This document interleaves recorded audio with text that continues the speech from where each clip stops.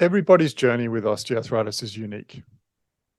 I do think that it's incredibly important that you hear about the journey of others.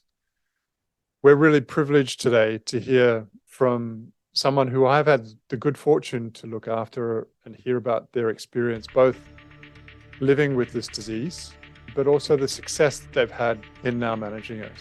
This is a really special episode where we have the opportunity to share with you some insights about a really personal lived experience. And so we've got the privilege of hearing from Julie about her journey with osteoarthritis.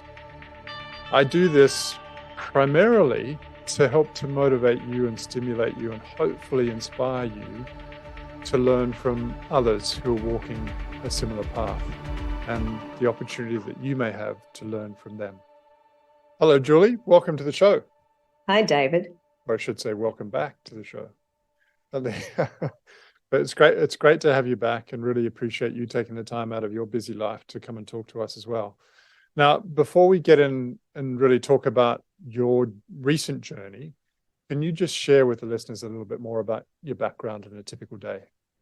Yeah, so I'm a professor of public health at the University of Sydney, and I am a social scientist, and I focus on vaccination. So I basically look at what people think, feel, and do about vaccination, and then look more broadly at systems and policies as well, and have a real interest in communicating risk as well.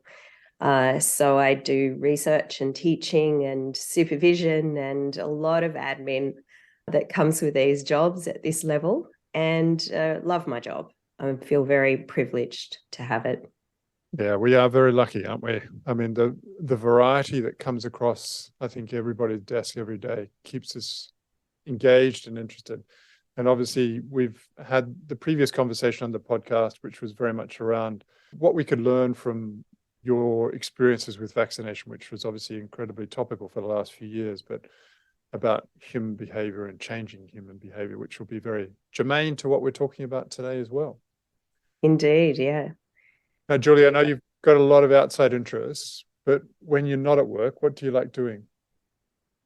So when I'm not at work, I like to spend time with my family. So my husband and my two kids, who are now nearly 21 and 19 years of age, and they're just a joy to have around. So I tend to do a bit of, playing guitar and singing, which are some of my favorite things. And I do a lot of folding of washing and the usual sort of drudgery that is everyday life, spending time with family. We go to church every Sunday. We have a great, community there in quite a progressive church in Sydney. And I love shopping. I love clothes, and I love clothes shopping. So that and a little bit of travel. So I'm looking forward to heading to Bangkok for work on Sunday.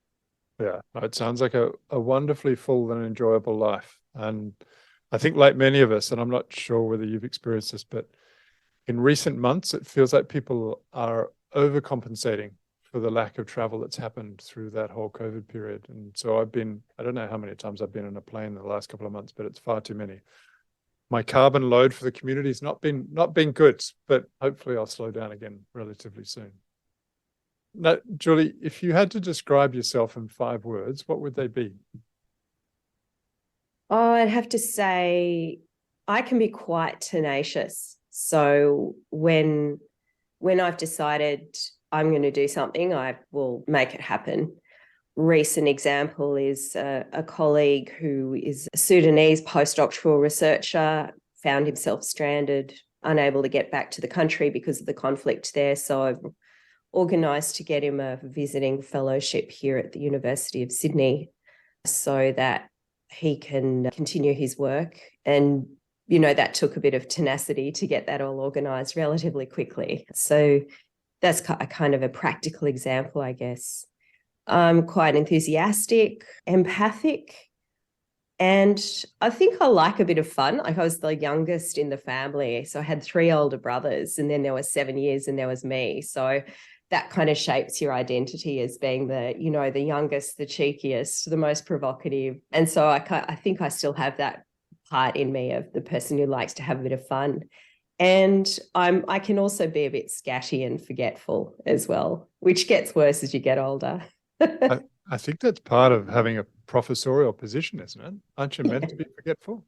Yeah, well, maybe, but I shouldn't use it as an excuse. Yeah, and we may come back to the tenacity, but I'm sure it's probably played a role in some of what's happened to you with your health in the recent past in terms of applying yourself. Yeah, which I guess brings us to the topic of today. And, you know, Julie, I guess in the first instance, thank you so much for being willing to share your story, because I think you're sharing this, hopefully it will be both informative, but I'm also hoping that it'll be inspiring for many other people who are out there who are going through similar experiences and potentially facing similar challenges. And I think hearing about your story, I'm hoping will be both relevant to them and something that they can learn a lot from. Before I preface all of that conversation too much, can you just tell me a little bit about, I guess, your background health story? And again, thank you so much for being willing to share that. But what were you feeling? How is that limiting what you were doing? And how long had that been going on for? Yeah, so it's probably no surprise to listeners that I am a sufferer or a person who has osteoarthritis of the knees, in my case. And I probably had it for 30 years, because I remember in my early adulthood, I think I got x-rays and, you know, I had knee problems then. And it might have come about because I spent most of my adolescence on roller skates and jumping, and I was very good at it, actually, but it was probably a bit hard on the knees. And of course, genetics, as your podcast has pointed out in the past, and maybe the way, you know, the body's morphology as well, right? So is that right, David, that they're the kinds of things that can all play a role? Yeah. Those factors. So for some years now, it's been getting worse. And that means that walking up and down stairs is always painful to varying degrees. And we know that osteoarthritis, you know, does vary in our experiences of it from day to day, even sometimes for no apparent reason. But there are other little things like, you know, suddenly just turning direction in the kitchen, and suddenly your knee just explodes in pain and you almost fall over. And there are weird things like that happen. You know, my family will hear me yell out, and they'll look around, and I'll just say, no, it's okay. It's just my knee. Trying to sort of not get too dramatic about it. But the other things were, you know, it did limit my movement. It still does. I can't squat. It's very hard to kneel, weed the garden, for example. And I couldn't hike anymore with packs full of gear for 4 or 5 days of walking in the snowies, which is what we used to love doing. So it's really had quite an impact on not just my life, but the family's life as well, in terms of the limitations on movement. And, you know, an example is when I walk down steps at a railway station, my son will just automatically come up and offer his arm to me. So I have that help going down the stairs, because it's a little bit unstable feeling going downstairs as well. I don't know why, but maybe I've become rail dependent. So that is part of that experience as well. So I think I went to see you as my doctor about 5 or 6 years ago, maybe more. And no, actually, it was probably 6 or 7 years ago with this issue. And you were very good about describing the sorts of things that can reduce symptoms of osteoarthritis, looking to the literature, because that was so important to me to know what the evidence says, because I'm not going to waste time on stuff that doesn't actually work. And I heard that people who lose 10% of their body weight can have, I think it's up to 50% of reduction in pain. You're nodding, so that's good. So I knew that was something I needed to do, because I was above a normal weight for my height.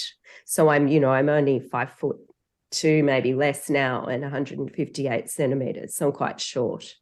And by the time I saw you late last year, I had had 2 or 3 years of doing the pandemic in my work. So working very long hours, barely exercising, being in severe lockdown in the suburb that we live in Sydney, where we had extra lockdowns, only an hour of exercise a day.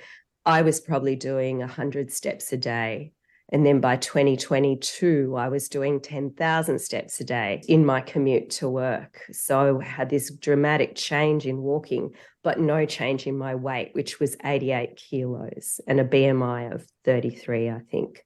So I was quite troubled by that. I didn't feel well. I also had breathlessness going upstairs. I had a sort of a sense of hopelessness about wanting to lose weight. I'd tried a year before with an app called Noom, which is really good, but it hadn't worked for me.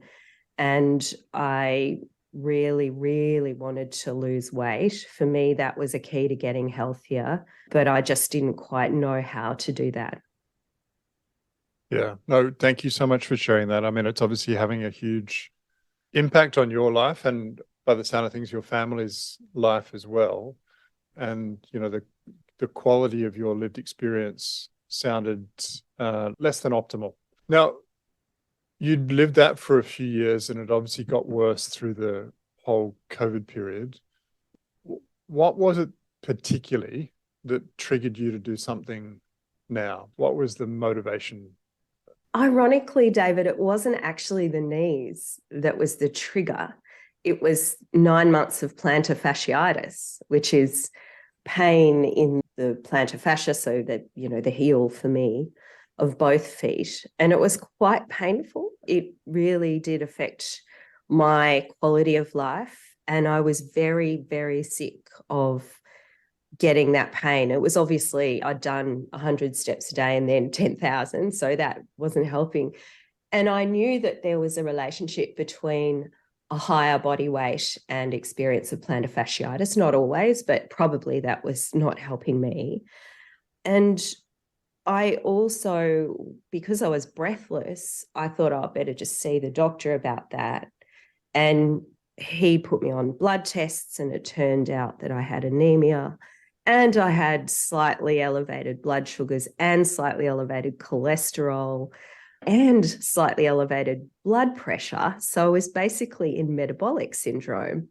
And when I saw you, right, on the 2nd of, I think the 1st of December last year, 2022, and you said that I may, you know, it probably should consider blood medications to reduce the blood pressure.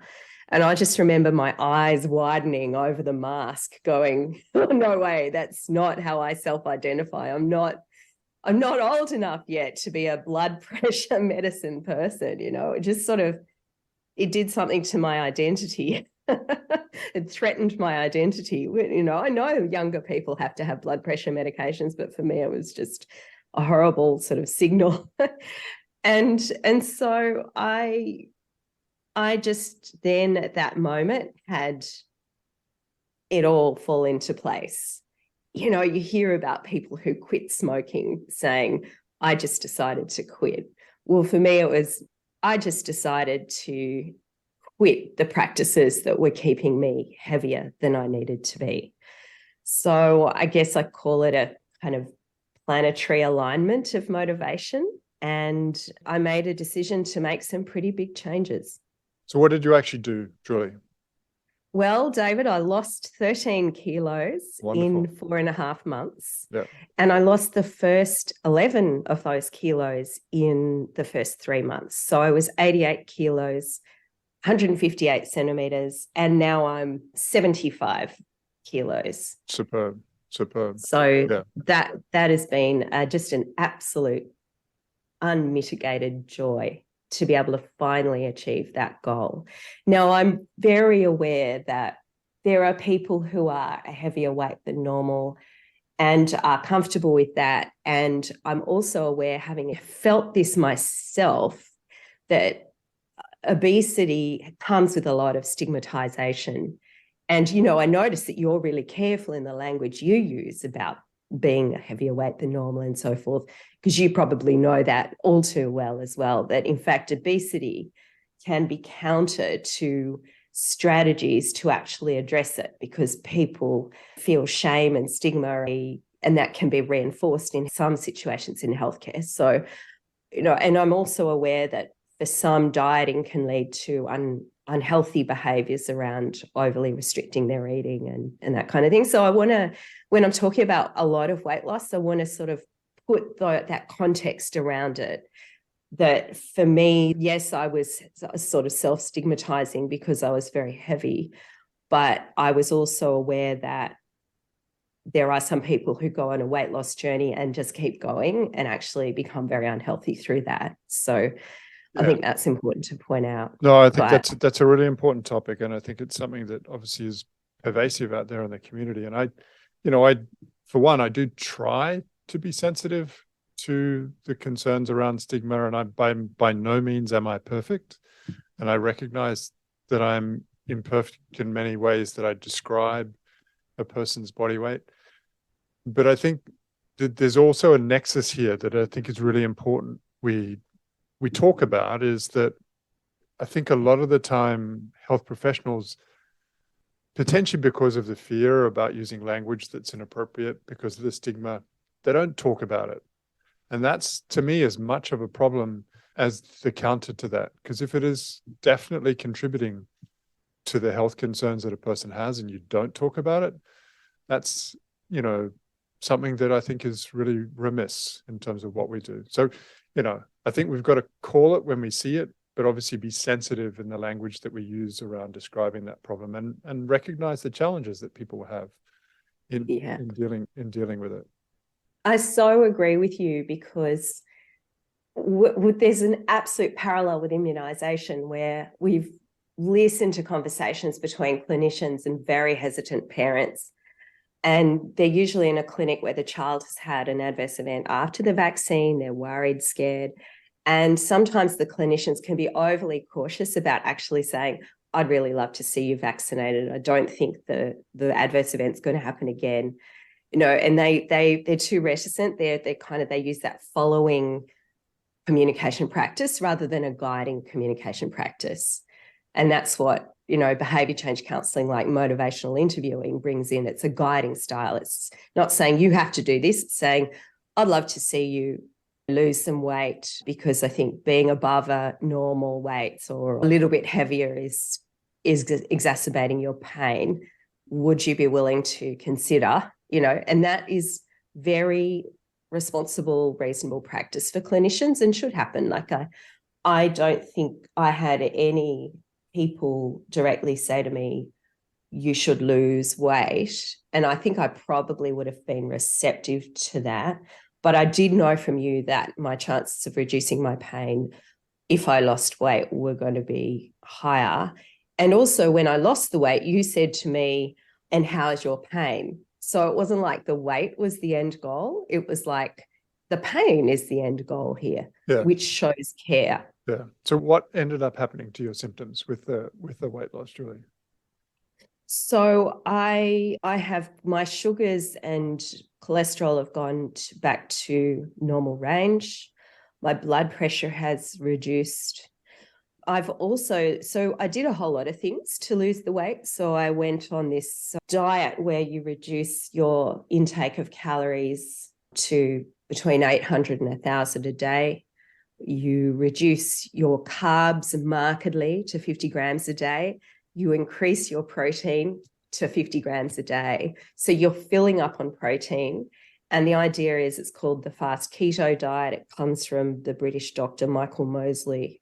The idea with this particular diet, which happened to work for me, is that you keep yourself in mild ketosis, which is this fat burning status, where you are less likely to get big hunger pangs because you're not sort of having a lot of carbs, which give you that spike in blood sugars and then a dip.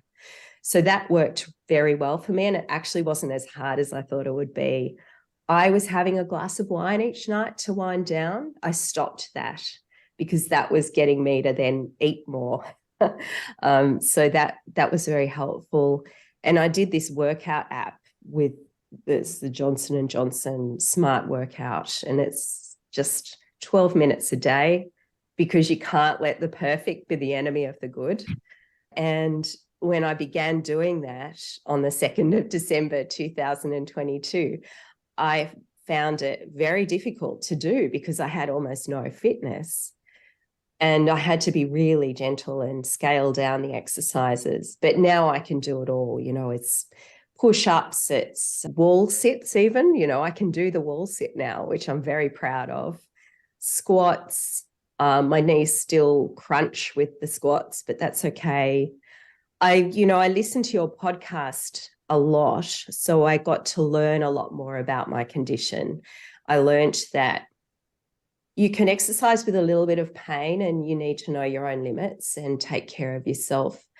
That even weight-bearing exercises, and now I'm up to star jumps, is okay if your arthritis is going to tolerate that.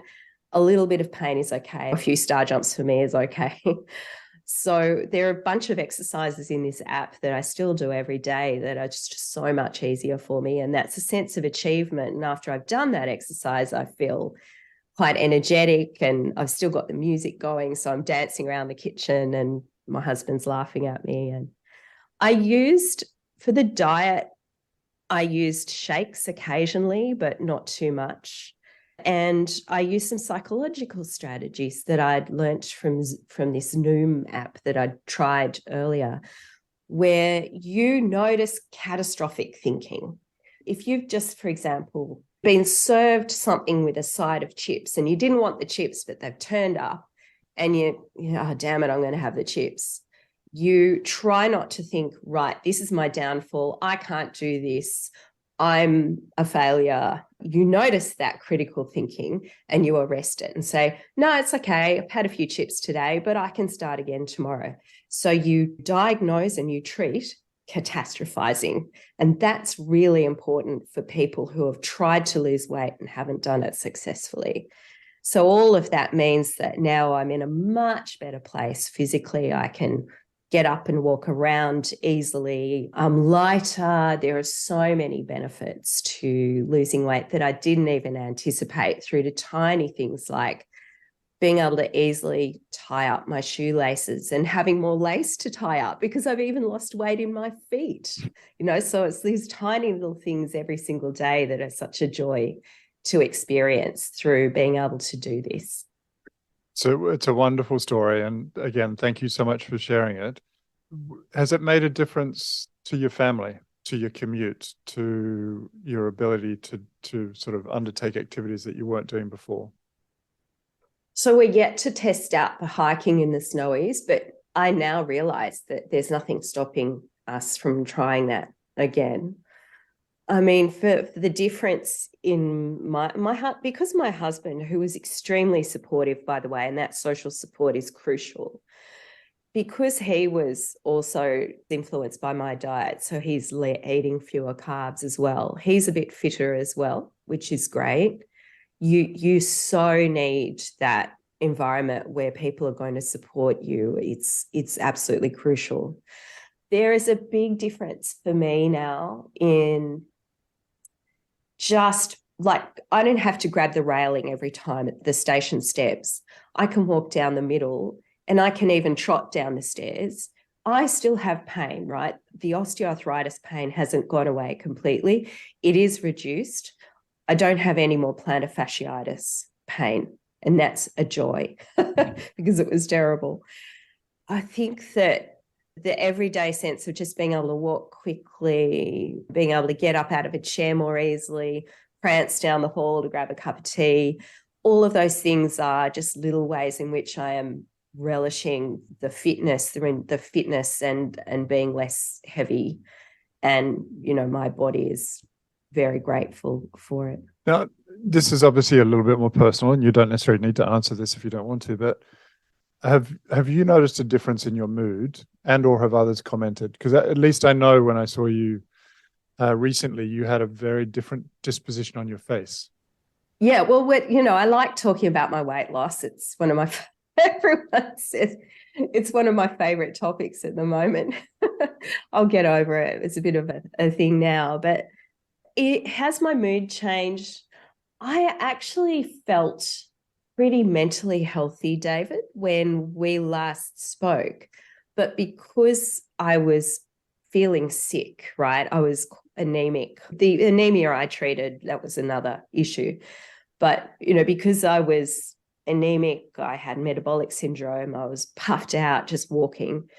I think because I felt sick, my body wasn't great, but my mind was good and my mental health is pretty good at the moment. So I felt okay, but I feel even better now that I've lost all this weight and pretty cheery about things and feeling pretty fortunate. Yeah, no, that's fantastic. And it's a great story.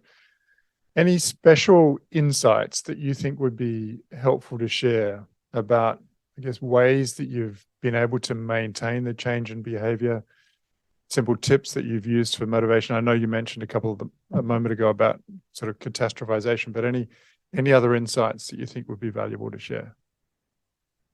I do. I have a few insights. So losing weight, I guess maybe, and the people who specialize in this will be able to talk about it much more with an evidence base. But if you try a few times to lose weight and it doesn't work, keep trying because it might eventually work.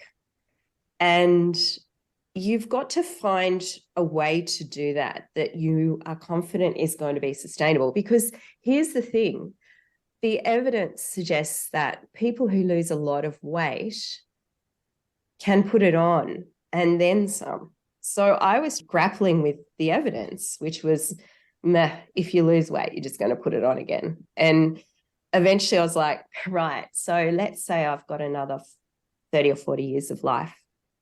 If I have 2 years of being less weight, that's a percentage of the rest of my life that I'm less heavy. I'm going to take that. So even if I put on weight again in the future, which is possible, I am going to still have positive self-regard, right? So that's toxic to have your self-esteem wrapped up in your weight. So I still have positive self-regard. I'll still accept myself and I'll still know that I can keep trying the practices, which are for me, avoiding starchy carbohydrate foods. So I try to reduce my eating of bread and pasta and rice. I reduce that right down now. Fill up on sort of very low calorie foods like cherry tomatoes and, things like that. So yeah, it is possible to sustain weight loss, and people need to find a way of losing weight. Like you can lose weight quickly with more artificial means like shakes and that kind of thing. And it's good to lose weight quickly because then you don't drag out the agony of it. But once you're there, you have to find something that will kind of keep you there. And for me, it was reducing and avoiding carbs and keeping on being disciplined every day of the week, not just 2 days of the week. But everyone will find a different way. So I guess I'm also aware that there are social determinants of health here, and that I have privilege and financial means to order the salmon salad, for example, at the cafe instead of the toasty with chips. And so I'm acutely aware that the resources that I have access to as a relatively privileged person are not going to be the resources that other people have access to all the time. So I think that makes me want to see even more that we create less obesogenic environments that, and in fact, I've seen we have hugely carbogenic environments. We have carbs everywhere. You go to the shop down the road at the uni and it's all carbohydrates and a few salads, which is great. But, it is not easy for people to do this and sustain it. But if you can find a way that works for you, give it a go and lose it quickly, because the prolonged agony of trying to lose weight over a long time it's too easy to go backwards. One thing, David, I didn't say about the Fast 800 keto diet is that it takes a couple of days to get yourself in the mild ketosis. And if you eat too many carbs, you'll take yourself out of it and you'll have 3 more days of trying to get back into it again and feeling hangry and raw inside and everything. So I ended up using keto sticks, so dip sticks in the urine to see if you're still in mild ketosis. And seeing that was that biological feedback, which was very motivating to stay there and not to break at all. And that helps too. Fantastic. And, I think hopefully very relatable for many people, both the experience of, I guess, the torture that many people go through when they're going through that rapid weight loss in the first instance. And it's, it takes a lot of human control and behavioral change to make sure that can happen. But I think some of what you've said there about the sustainability of that change is so, so important, and hopefully something that people can learn a lot from, because again, a lot of what we recommend that people do isn't necessarily something that they can sustain longer term. And it sounds, and again, you tell me if I'm wrong, but it sounds like what you've done, you can sustain over the longer period of time. Do you think that the benefits that you've attained will assist in motivating you to maintain that change? Yes, because all the joys of going through your old clothes and feeling like you're going back in time over years where you're able to fit into clothes you haven't fit into for many years, all of those little benefits, the joy of walking down a street, feeling lighter, of having less knee pain, are so good to feel that they are motivating me to stay there. So I think I will, because the diet is kind of reverting to how I ate as a teenager when I was a lot lighter. I just had meat. I had meat and salad most of the time. We didn't have as many carbs then, back in the 70s and 80s, as we do now. So I think, although, because I'm sort of reverting back to very old practices for me as a kid, and because I'm enjoying the benefits of the weight loss, I'll be able to stay here. And if I put on a bit of weight, I know what to do to get back here, which is to do all the things that I've described. For me, they worked. So yeah, I'm pretty confident that I certainly won't go back to 88 kilos, because that was unusual for me. And that was a result of the pandemic. Like the pandemic and my job, where you sit for long hours, was killing me.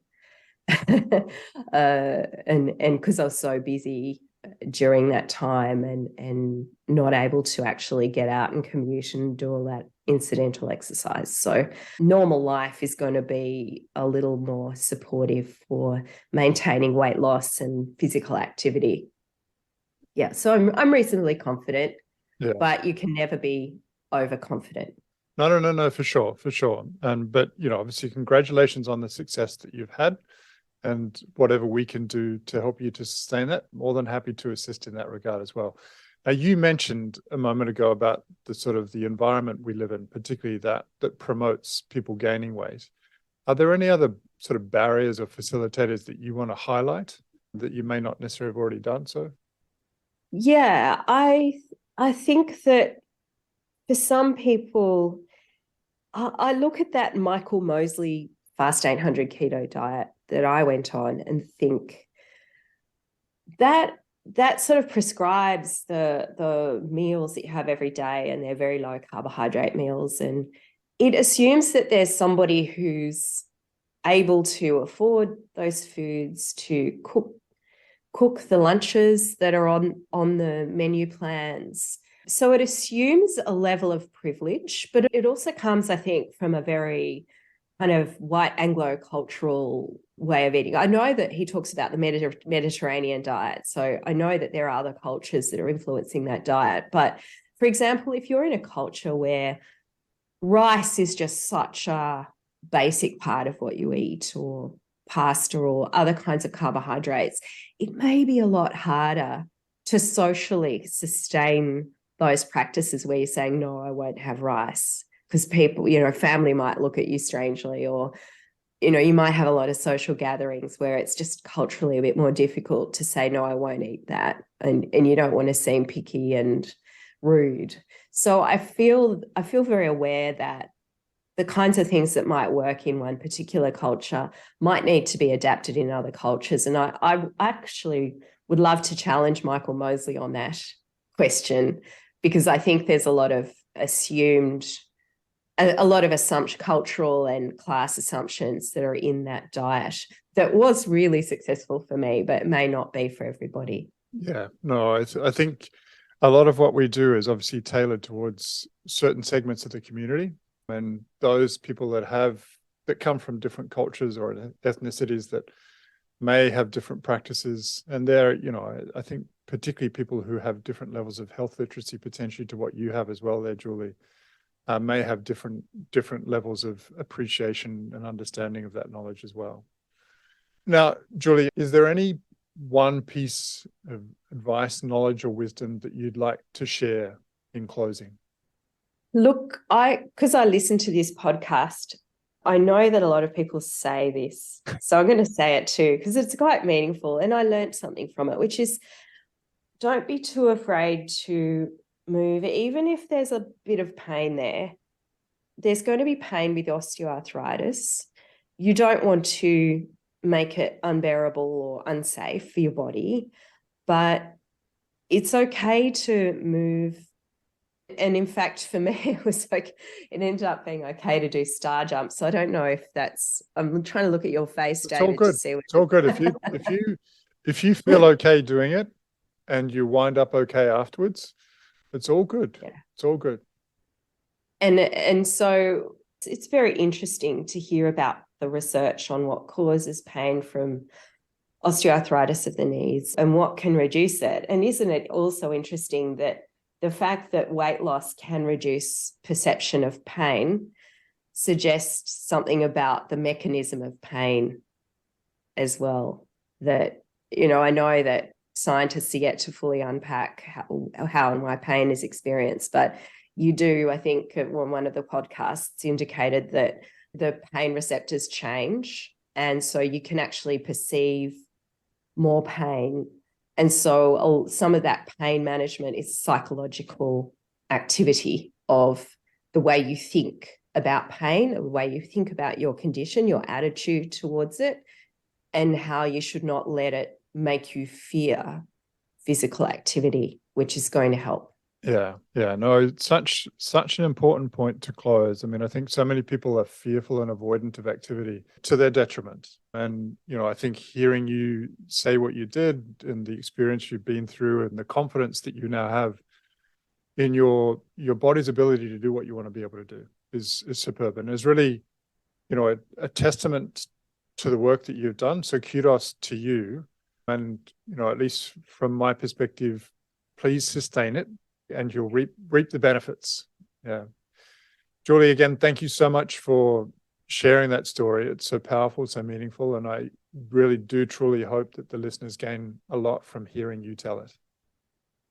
Well, thank you very much, David. It's been a privilege to come back and tell my story. Thank you so much. So again, as I said at the outset, everybody is different, and Julie's story may relate to you, it may not. But irrespective, I think some of the lessons that she's learned through both the lived experience and applying herself to some really important changes in behavior have led to really tangible, meaningful benefits for her and her family and those around her. The lived experience that she now has is one that hopefully she can put to some extent in the rearview mirror, but at least remember what it was like and continue along that behavioral change path, which is really a journey and a challenge for the remainder of everybody's lives. Now, I don't pretend that any of this is easy, and changing behavior is always hard. And there are many elements in our community that make it really hard for us to continue to sustain those changes. But I'm hoping that by hearing from Julie and other people similar to her about the really positive benefits that this can have long-term, that you can be inspired by that to hopefully live similar changes in your own lives. Thank you again so much for your support of the podcast, and really looking forward to having a conversation with you in the not too distant future. But between now and then, please really look after yourselves. Thanks for listening to Joint Action with David Hunter. If you like our show and want to know more, visit www.jointaction.info. If you have any questions, you can email us at hello@jointaction.info and follow us on Twitter @jointactionorg. This podcast was hosted by David Hunter, edited by Vicky Duong, music produced by Jordan Hunter.